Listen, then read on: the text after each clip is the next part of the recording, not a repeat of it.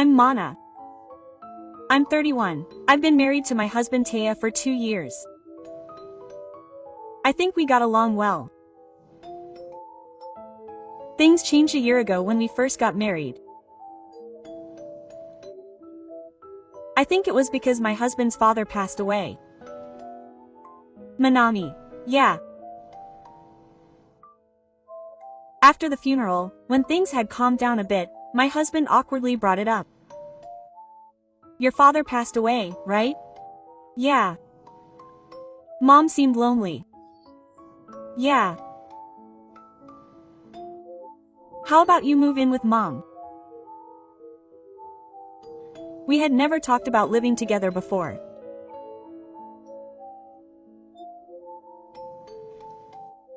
My husband didn't back down when I was confused, and he insisted that he felt sorry for Mom. I knew they were a close couple, and I thought she must be lonely because my mother-in-law would often call my husband after the funeral because she was worried. My parents' house must be big for just one person. We wanted to build our own house someday. It would be better to live in a house than an apartment. It would be cheaper than a new house. Yeah, Mom likes you, so I'm sure it would be fun to live together. My husband said this, but I knew my mother-in-law didn't like me. She didn't say anything mean, but I had a vague feeling that way.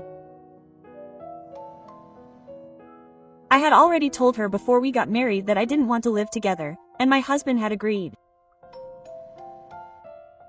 Since you work, it would be better if your mother helped with the housework. That would be solved if you helped out. As you said, I work too. That's not something we should talk about now. Please do it. Don't you think it's a shame that my mother lost her father at an early age? No, I couldn't refuse when she said that.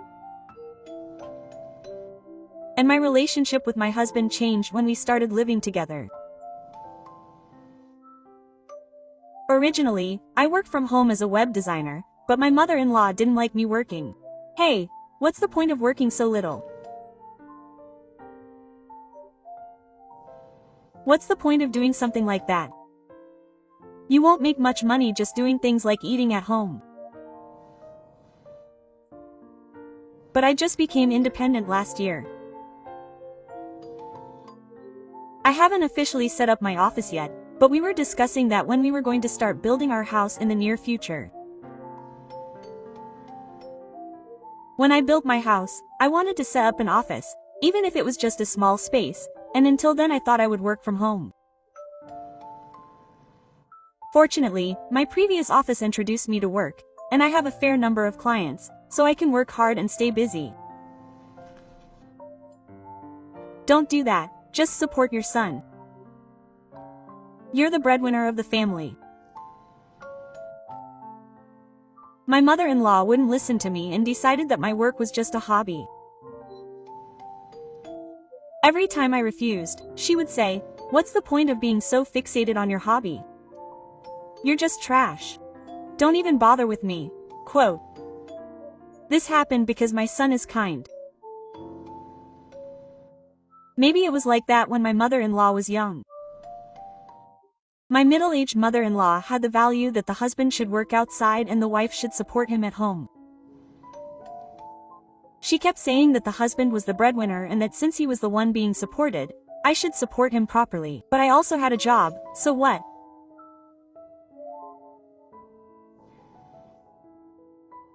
Is work more important than family? No, it's not like that, but I work just like my husband. I do housework too. I can't do as much as my mother, but I was living a normal life before I came here. Surely my son put up with it. He's a kind boy. What, you're doing housework with such a half-hearted job? My mother-in-law looked at me with a sneer. It's true that I may not be very handy, but I think I do cleaning, laundry, and cooking at an average level. But I'm still no match for my mother-in-law, who has always been a full-time housewife. My mother-in-law would find fault with my housework and make snide remarks. But Shito would only complain and not help with the housework. Before we moved in together, my husband told me that it would be easier if my mother-in-law helped with the housework, but my burden only increased. After all, Tataya's annual income is 10 million yen. What's the point of working such a small job? 10 million yen. My mother-in-law proudly mentioned my husband's annual income. It's off by 1 digit. I tried to correct her, but my mother-in-law cut me off. She just kept interrupting me. Shito seemed to have completely misunderstood and wouldn't listen to me. I tried to explain to him many times that it wasn't true, but he seemed to be so fixated on it that he couldn't get the idea of an income of 10 million yen out of his head. What's more, he even brags about it to the neighbors, so it's out of control. My mother said, Shish. My husband wouldn't listen to me seriously even when I tried to talk to him seriously. My mother said that your annual income is 10 million yen. Is it okay for you to misunderstand that? It's not a problem, so it's fine. It's fine. Oh, I'm tired. Give me a break. My husband sighed, looking fed up. He wasn't like this before. At first, my husband would get between my mother-in-law and me, but maybe he just liked being fawned over by his mother. Before I knew it, he only took my mother-in-law's side. You should understand how your mother feels. He always said things like that and never took me seriously again. I do all the housework. It's getting harder and harder now that I'm doing the chores for 3 people. Didn't you say that Mom would help you? Mom's knees are bad too. Are you saying I should push myself? No, it's not like that, but if Mom and you helped out a little, it would be easier. Is that what you're talking about again? It's because you won't listen no matter how many times I tell you. My work is getting busier and busier too. Sometimes I can't even keep up with the housework. That's why I tried so hard to tell him. Are you trying to get back at me by saying you're busy with work? My husband spat those words out and left the room. It wasn't like this before. I think about it so many times. My husband used to wholeheartedly support me when I wanted to be independent and work hard. He used to share the responsibilities, but now he doesn't do anything at all.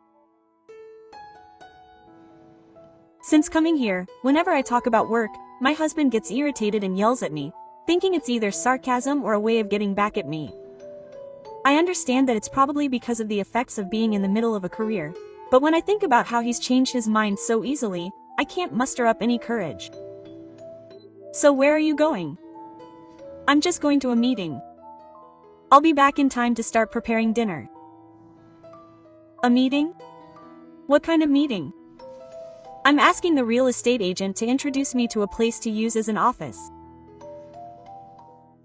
I felt it was too difficult to work in this house anymore, so I had no choice but to rent an office.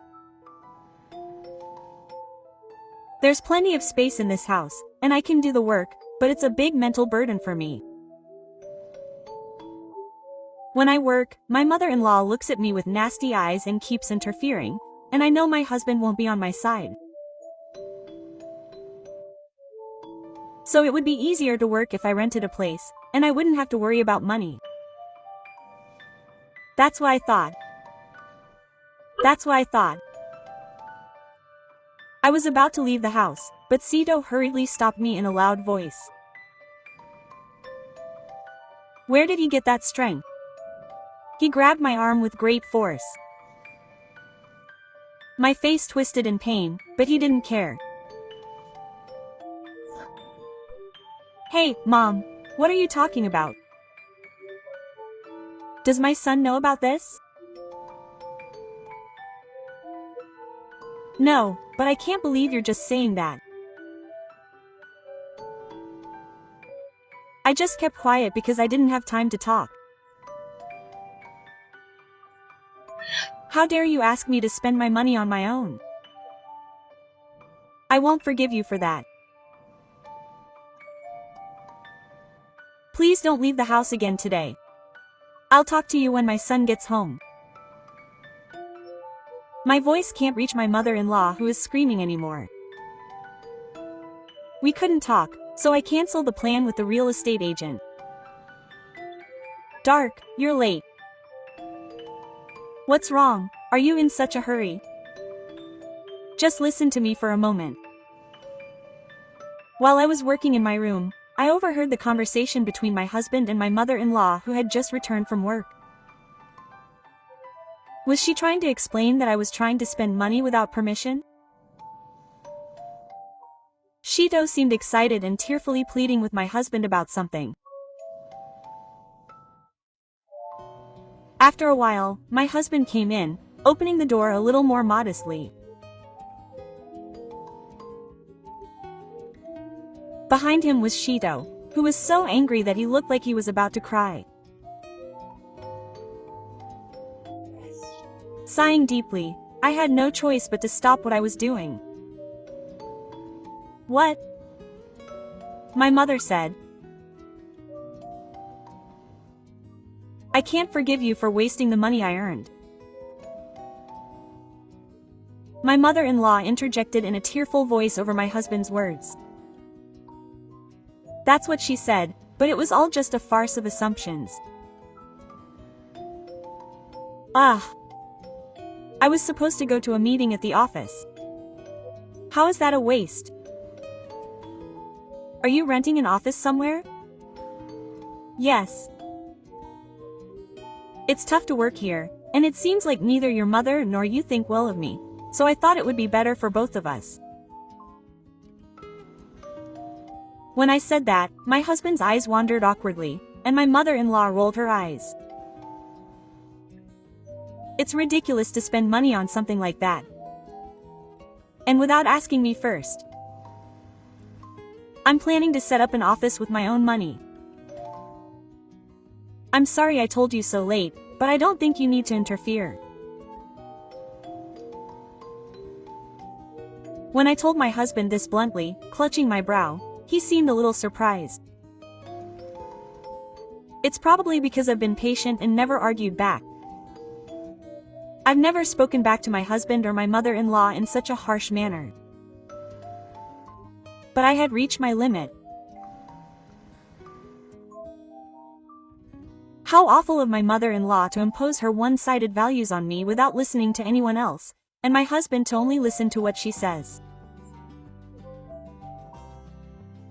I can't believe she would say that about her family's advice.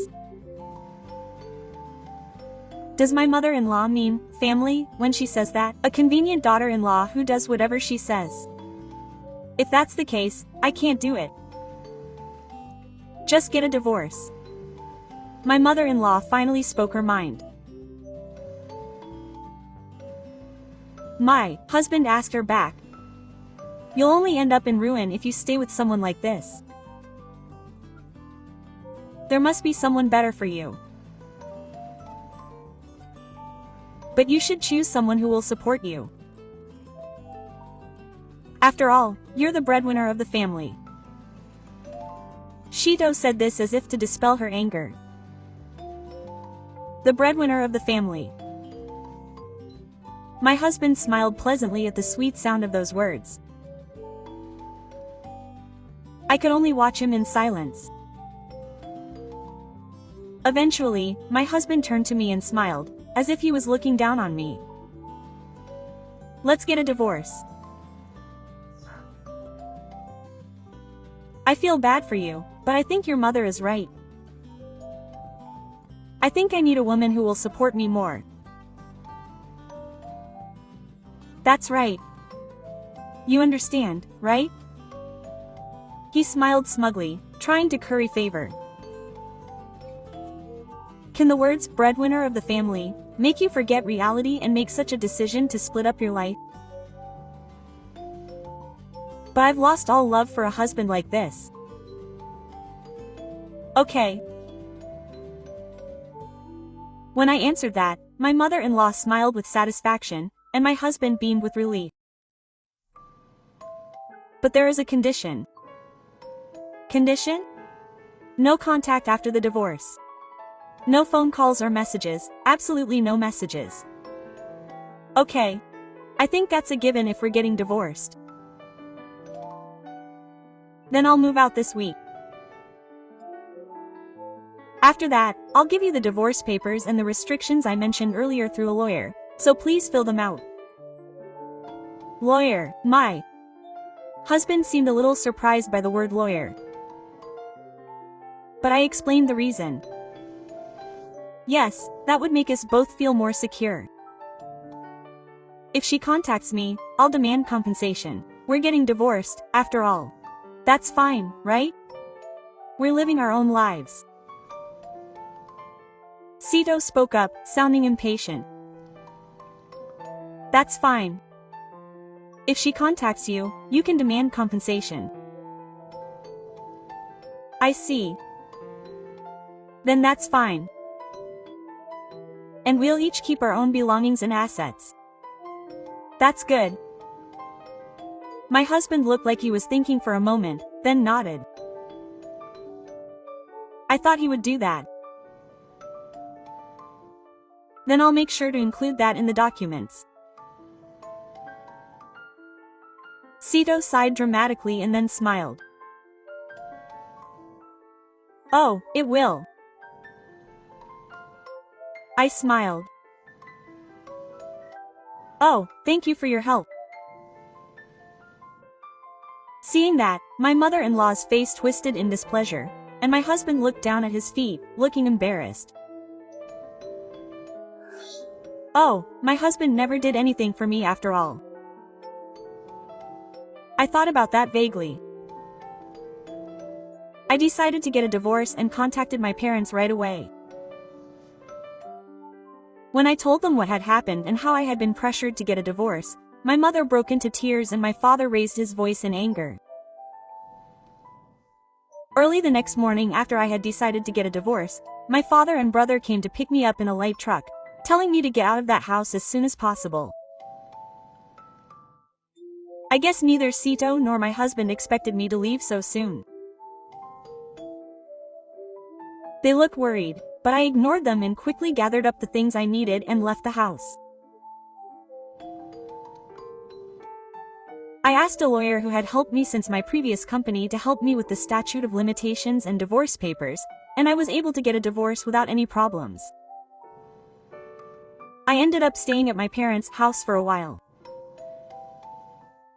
I was thinking of renting a place that would serve as both a living space and an office, but my parents were against it. They had just gotten divorced, and I didn't know what my ex-husband or ex-mother-in-law would do. So I decided to live at my parents' house for a while. That turned out to be the right decision. Manami, are you there? A few months after my divorce, I heard that voice late at night. There was a steady banging on the front door. I knew it was my ex-husband right away, but my father told me to stay here. My mother came to comfort me and stayed by my side. What's wrong with you at this hour? Dad, where's Manabu? I thought I divorced you. What's wrong with you now? That woman stole my son's money. Get that woman out of here right now. I could hear my ex-mother-in-law screaming. I can't believe they both came in. She stole it. My father kept repeating what I said. Yes, if that wasn't the case, my son wouldn't have run out of money. There's no money in the bank account to support us. Pay it back quickly. The money disappeared from my account. I can't live anymore. I thought that was probably it, but the story was so devastating that I almost fainted. I had no choice but to poke my head out the door, thinking that my father would be mad if he had to deal with someone so hard to communicate with. Please leave, as it's a nuisance to the neighbors. I responded in a calm voice, in contrast to the loud voice of the other person. Why are you acting so arrogant and telling me to pay the money back quickly? My ex-mother-in-law continued to yell. What are you talking about, paying it back? You stole my son's money, didn't you? I don't know what you're talking about, but I didn't do anything like that. Our household finances were separate to begin with, and I don't know anything about this person's bank account or anything. Oh, my ex-mother-in-law is gone, but this is the truth. However, my ex-mother-in-law didn't seem to have been told anything, and her eyes were wide. But then why is there no money? Even the electricity has been cut off. It's strange, considering that he's supposed to earn 10 million yen a year. Are you still believing in such a mistake? I looked at my ex-husband. Why don't you tell her properly? Huh? My mother-in-law asked again.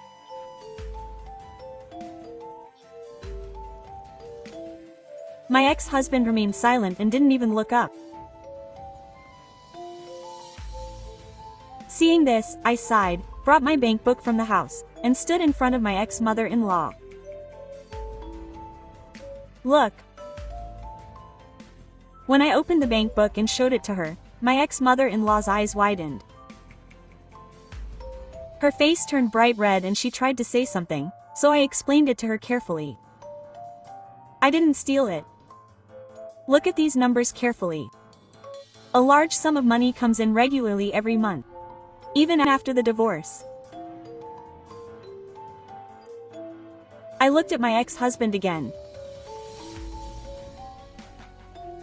Hey, why don't you tell your mother that I earn 10 million yen a year and you only earn about 20% of that?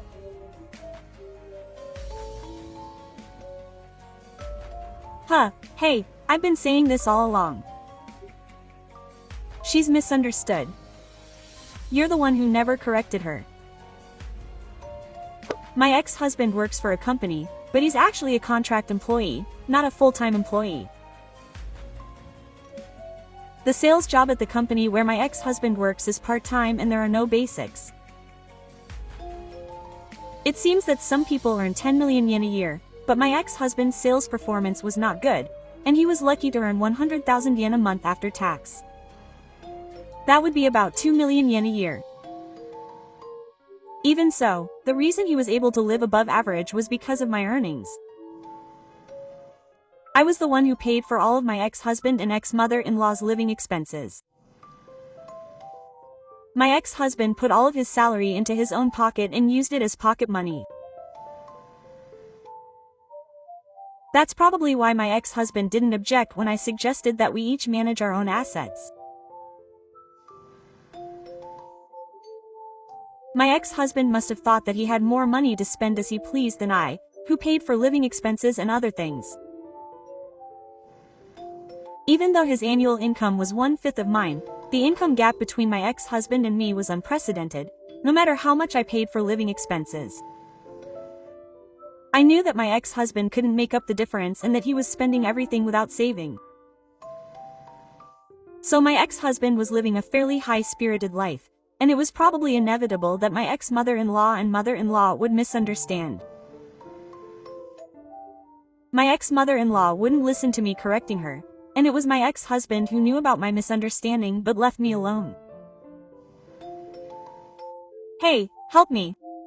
You must have money. My ex-husband clung to me without any hesitation. What are you talking about? We're married. Help me. Yes, you have this much money. It's fine. You can work now. Marry your son again. My ex-mother-in-law was also shouting loudly. I was so shocked by her selfish words that I couldn't say anything. Why would I take care of these two again? I have no obligation to do so. You love your son, don't you? I'm saying it's okay to let him marry again. She's so condescending. Don't mess with those two. It was my father who shouted loudly. Don't get any closer to my daughter. Don't think you can get away with saying such selfish things. My mother-in-law was annoyed, but she shouted back. I'm asking your daughter. I asked that mother-in-law. Mom, are you okay? Yes. My mother-in-law replies with her eyes wide open. Then I will demand compensation from your son. I only showed the bill here. My mother-in-law's mouth dropped open. Huh? I put out the documents I had taken along with the bank book in front of the two of them. See, I promised you, right? If you contact me, I will demand compensation.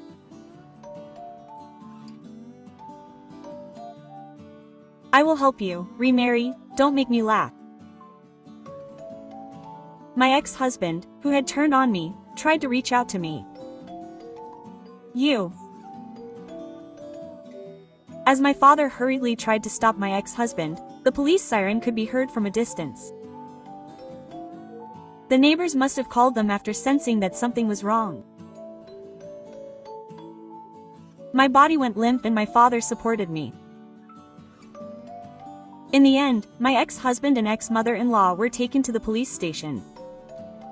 He had only been given a stern warning, but my ex-husband, who had turned on me, punched the police officer who was trying to stop him.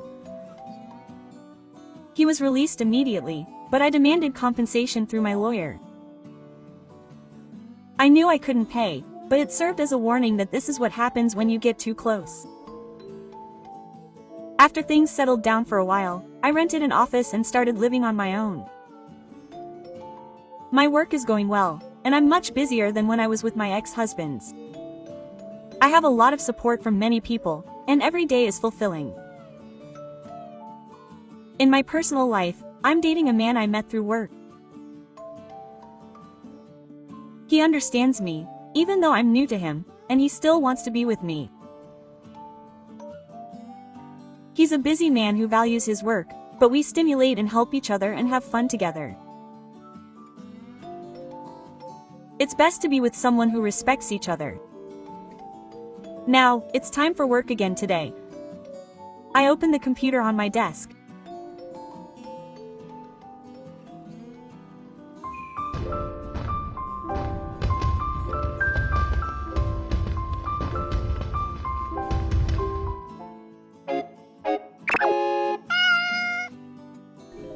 私はゆかり、42歳。幸せなお嫁さんになりたい。そう願い続けた私は、25歳の時に職場の上司だった夫と結婚した。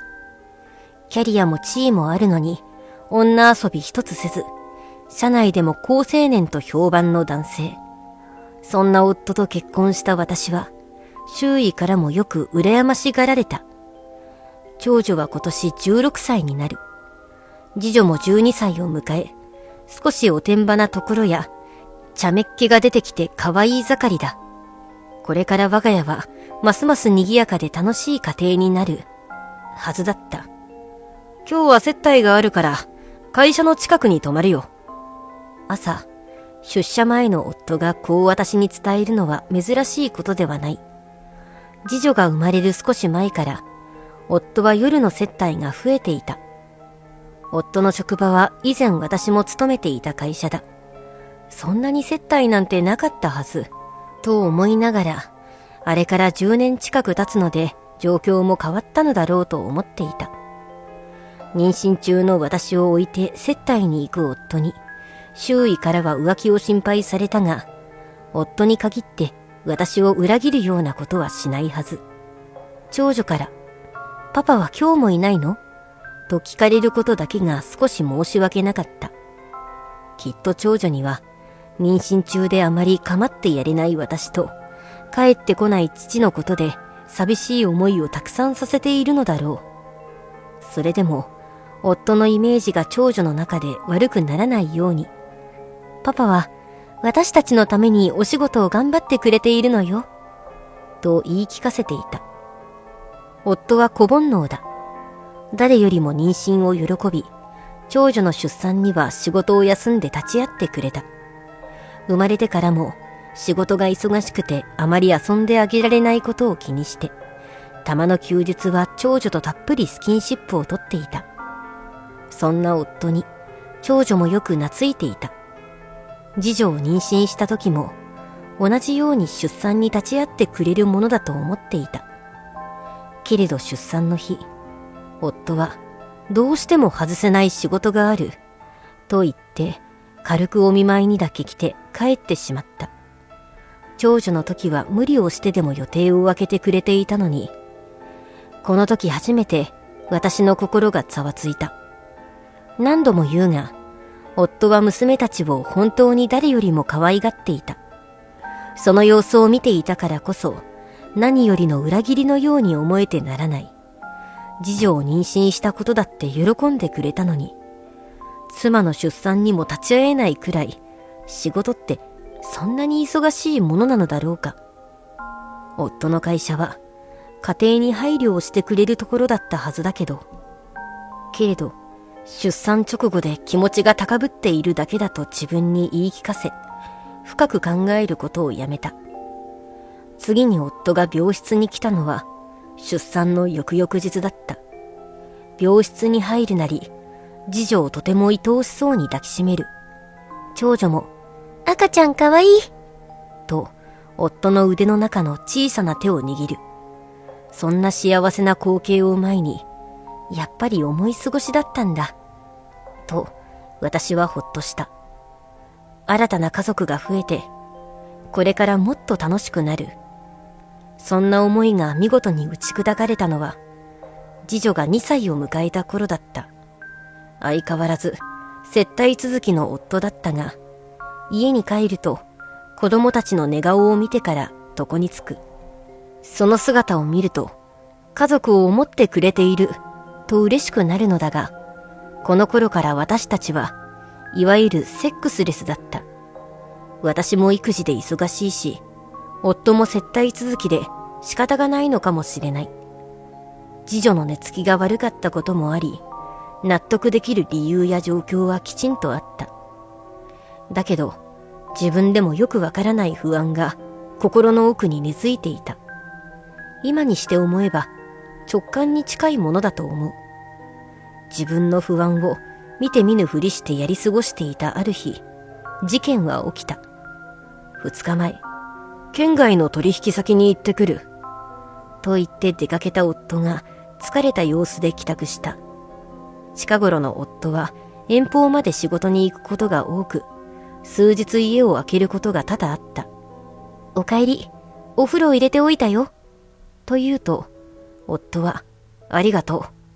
と微笑んで浴室へ向かった。入浴の間にワイシャツを洗濯しようと、私は脱衣所に置かれていた夫の服を手に取る。その瞬間、かすかに漂う甘い香り。心がざわついた。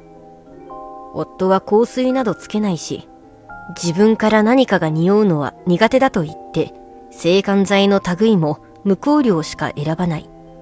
家の中の消臭剤も無香料を使用しているから甘い香りがするはずはない。どうしてと思わず私はつぶやく。浴室の中にいる夫と私の間の空気が一瞬凍ったような気がした。取引先の相手が香水をつけていたのかもしれない。香水だからって女性のものとは限らない。私は深く考えないように、大きくなりそうな疑念と一緒にワイシャツを洗濯機に入れた。なんだかその日は、夫がいつも以上に優しいような気がした。それ以降、夫は今まで以上に接待が増えた。だけど、帰ってくると相変わらず娘たちの寝顔を見つめる後ろ姿は、小煩悩な父親そのままだ。その姿を糧にして、私は何度も湧き上がる夫への疑いの気持ちを必死にかき消していた。数年が経ち、長女は中学3年生になった。人生初の受験に荒れる長女を、私はあの手この手でなだめ支えていた。こんな時こそ、夫にいてほしい。だけど夫はこの頃、接待に加えて残業まで増えて、ますます家にいる時間が減っていた。それどころか、浴室にまで携帯を持ち込むようになっている。そんなに携帯が大事なんだろうか。そういえばこの前、着信に気づいた次女が、お父さん鳴ってたよ、と夫に携帯を差し出したことがあった。その時夫は、勝手に触るなと声を荒げ、次女から携帯を奪い取ったのだ。驚いて泣いてしまった次女に、すかさず長女が寄り添っていたのを覚えている。いつも穏やかで、子供には特に優しかった夫の言動に、私も長女も驚いた。夫自身も驚いたのか、慌てて次女を慰めていたけれど、それからは次女が夫のものに触れることはなくなった。少しずつ、家の中の雰囲気が変わっていくのを感じていたある日、お父さん、女の人と歩いてたよ。と長女が言った。淡々と話す長女の顔を私は見ることができず、そう、お仕事かな、と返す。長女が言いたいことの意味は分かっていた。浮気だ。長年感じていた疑念が、ついに現実になってしまったけれど、不思議と心は落ち着いていた。もうとっくに、夫が浮気していることを、私は心のどこかで分かっていたのだ。だけど、家族の形を壊したくなくて、気づかないふりを続けていた。そして私はようやく、一つの決断を下した。きちんと話し合おう。そう決めた私は夫に、今週はいつ帰ってくる？と LINE を送った。自分の夫にいつ帰ってくるか尋ねるなんて変な話だと思う。いや、もうずっと前から変な家庭になっていたのだ。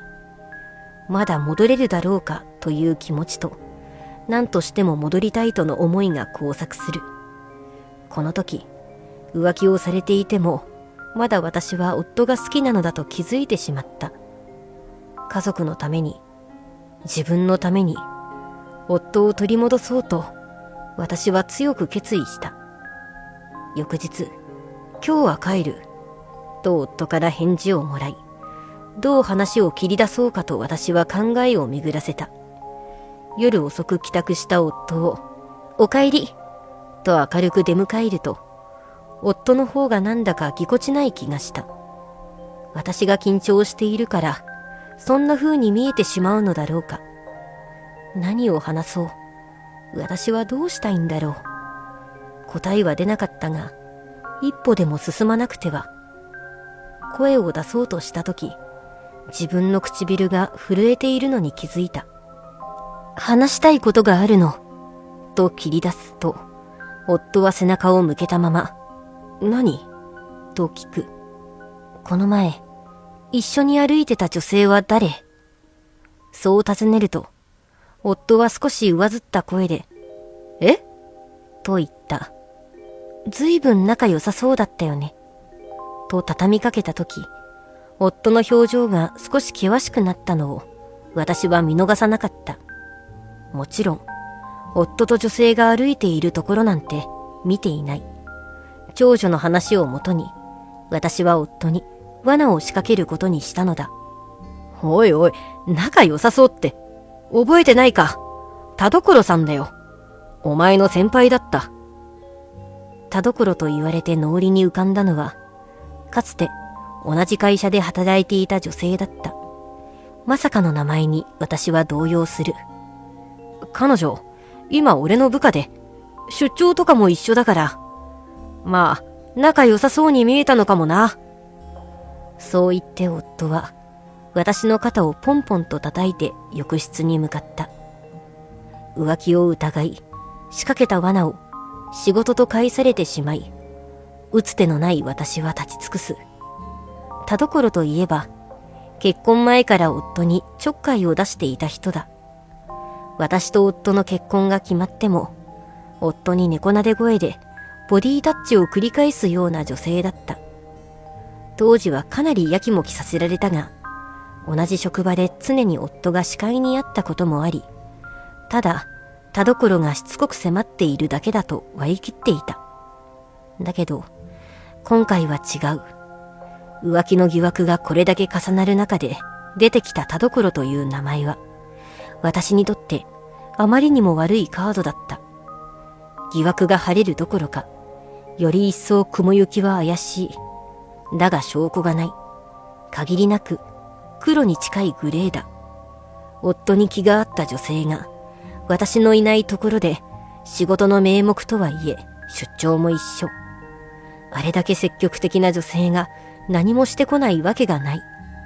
そして夫はまんまとそれに乗ったということなのか。様々な思いや想像が湧いて、ようやく私は怒りを感じた。今までは女性の影を感じてもはっきりしていなかったからか、怒りというより寂しさや悲しさが強かった。だけどまさか、今もあの女性が夫のそばにいるなんて。新たに出会った相手なら、多少のよそ見も仕方ないと思えたかもしれない。だけど、私を選んで結婚したはずなのに、分け知りの年上女との浮気なんて、証拠はないが、おそらく次女の出産前後からずっとつながっている。私は初めて夫の裏切りを心から実感し、悔しさと悲しみの入り混じった涙を流した。だけど、証拠がない以上、責めに出ることもできない。結局、消化不良のまま、話し合いは幕を閉じた。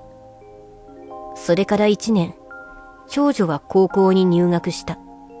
お祝いでスマホをプレゼントしたことをきっかけに、次女にもスマホを持たせたところ、長女が家族のグループ LINE を作ってくれた。私への連絡は相変わらずおざなりだが、こちらには夫もそれなりに返信をくれる。もしかしたら、長女が気を回したのかもしれないと思い、苦労をかけてしまっているなと反省する。ほとんど家にいない夫と娘たちが会話するのは主に LINE になってしまったが、会話が一切ないよりはマシだと思えた。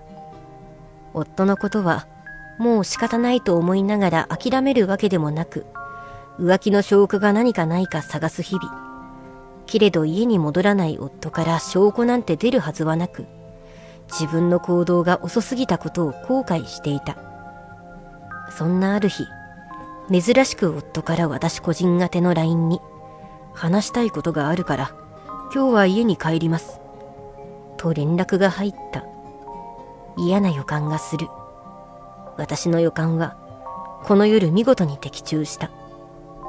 向かい合って座ったのは何年ぶりかも思い出せず、夫が切り出したのは、離婚してほしい、の一言だった。は？と言葉を失う私に、夫は、もう何年も前から家庭が苦痛だった。という、次女を授かったあたりから、家を支えるプレッシャーや、長女を怒る私の声がストレスになっていったと言われ、私は唖然とした。そんな辛そうな素振りはほとんどなかったし、長女だって頻繁に怒られるような子ではなかった。何を言ってるの？という私に、夫はかぶせるように、とにかくと声を荒げる。何もかもストレスだったんだ。だから帰ってこなかった。わかるだろ？別れてくれ。一方的な言葉に、私は思わず反論する。今だって帰ってこないじゃない。それでもまだストレスがあるっていうの。ストレスじゃなくて女がいるんじゃないの。夫は私の言葉に焦った表情を見せると、言いがかりはよせと怒鳴った。声大きいんだけど。と起きてきた次女に、私はハッとして、ごめんね、と謝る。夫は次女を見て、お前もお母さんにはストレスが溜まってるんじゃないか、という。一体何を言い出すのだろう。そんなわけないじゃない。そう思っていた私の心を打ち砕くように、次女は、と答える。聞き間違いだろうか、と思ったが次女は、お母さん、時々暗い顔するし、こっちまで気になっちゃう。と続けた。そうだよな。陰気なんだよな、お母さんは。と笑う夫。私の夫は、こんなに冷たい人だっただろうか。私は、娘にそんなに気を使わせ、ストレスを溜めさせていたのだろうか。今までの自分の中の家族が、みるみる壊れていくのを感じ、私は気づくと大粒の涙をこぼしていた。私は泣いてはいけない。泣きたいのは娘たちの方かもしれない。もしかしたら私が気づかなかっただけで、夫も本当にストレスを抱えていたのかも。ならばこの状況は、私にとって自業自得なのだ。ごめんね。もう出ていくね。ダメな母親で、本当にごめんね。事実上、離婚を受け入れる言葉に夫は、そうかと喜ぶ。次女も、本当と声を上げ、私は二人の明るい声色に涙を止めることができなかった。でも次の瞬間、じゃあもう演技は終わりね。と笑顔で言う次女に、夫と私はきょとんとした。次女は私たちの呆然とした顔をよそに、お姉ちゃん、もういいよ。と呼ぶ。長女は静かに2階から降りてきて、私たちの前に姿を現した。長女は次女に、名演技だったね。やるじゃん。と言って頭を撫で、次女も、へっ、と笑った。お父さん、田所って人と浮気してるよね。私が長い間聞けなかったことを、長女はさらっと言う。何を言ってるんだ。夫の慌てぶりがすごい。長女が、隠しても無駄だって。私全部知ってるの。もちろん妹も。と、次女の方を見ると、次女も長女を見て、ねえ、と笑う。お父さんが携帯のことで怒った時、あったでしょ？あの時からなんか怪しいと思ってたの。と長女。曰く、あの時本当は、自分が最初に着信に気づき、その時に見た着信表示で、初めて田所の名を知った。でも、この時は仕事だと思っていたし、自分は手が離せなかったので、深く考えず妹に携帯を託した。すると妹が父に泣かされてしまい、その声に気づいて慌ててその場に駆けつけた。それからしばらくして、女と歩く父の姿を見た。そして、母が気づいているのか気になって、女性と歩いているのを見た、と伝えたというのだ。だから、お父さんとお母さんのあの夜の会話も聞いてた。そこで知っちゃった。電話の相手と同僚の人の名前が同じだって。この時から長女は、高校入学と同時に手に入れたスマホで、次女と一緒に証拠を集めていたらしい。そして、着信時に見た田所のフルネームと、会社の情報などから田所の SNS をいくつか特定することに成功。そしたら、ほら出てきたの。と言って見せてくれた長女の携帯画面には、夫と田所がベッドの中で腕枕をしている画像があった。田所さんの裏アカウントなんだってさ。極秘だったらしいけど、鍵くらいかけなきゃね。と、少し馬鹿にしたように鼻で笑う長女。私は写真にショックを受けるべきところなのだろうが、長女の手腕にただただ驚かされていた。いい加減にしろと怒りながら震える夫に長女は、まだまだ証拠あるけど、いいの？と返す。ずっとこの時を待ってたの。お母さんの暗い顔なんてもう見たくなかったから。今日二人が話し合うって分かって、急いで二人で仕組んだんだよ。という。すると次女が、お母さんごめんね。お姉ちゃんに言われた通りにしたの。と謝ってきた。長女も、お母さん、この子の本心じゃないからね。と、申し訳なさそうに付け加えた。